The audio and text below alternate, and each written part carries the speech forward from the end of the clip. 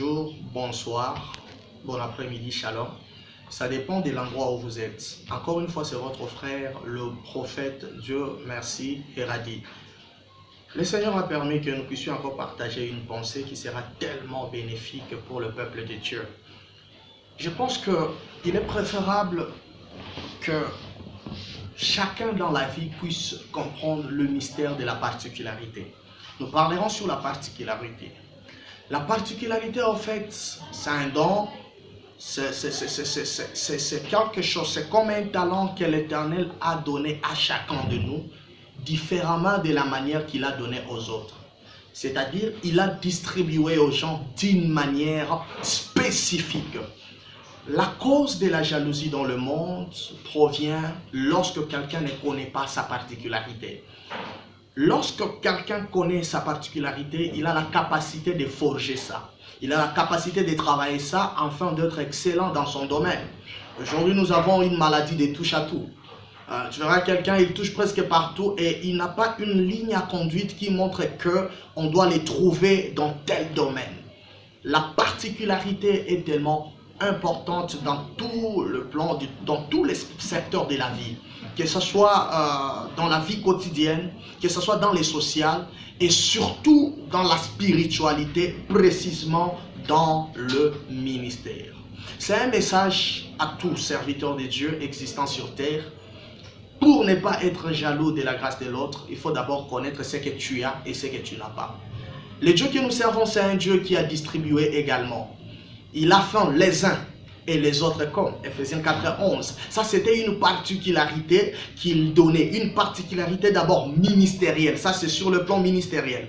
De même, sur le plan des dons, l'Éternel a donné des dons aussi différemment. Chacun avec sa particularité. Aucune personne sur la terre ne détient le monopole des dons.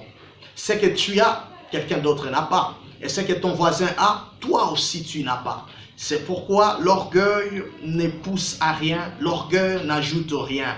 L'orgueil, c'est parmi, bon, je ne dirais pas parmi, c'est la cause de la chute de Lucifer.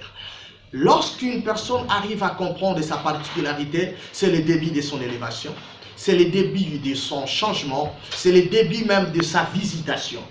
Nous allons expliquer par rapport à Pierre et Jean. Les deux, c'était des ministres de Dieu, c'était des apôtres, mais chacun avait sa particularité.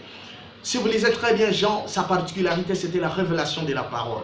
Mais Pierre n'était pas calé dans ce domaine.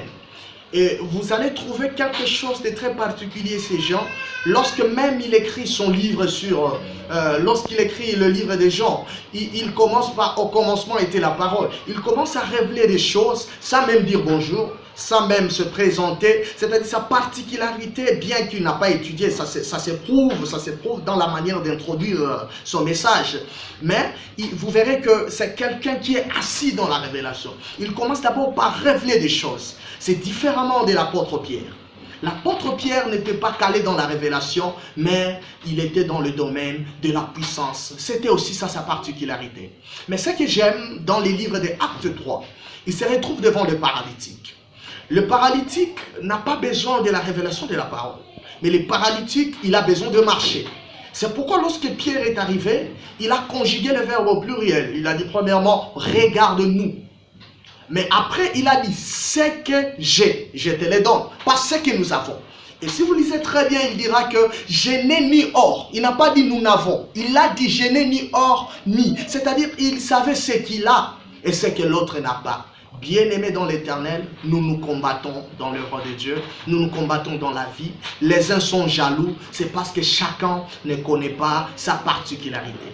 J'aimerais dire à quelqu'un, même le jour de la Pentecôte, il y a un mystère que Dieu a fait pour révéler la particularité. Et aucune personne ne peut dire qu'il a tout. Non, non, non, non, non. Et aucune personne ne peut voir ce qu'il a.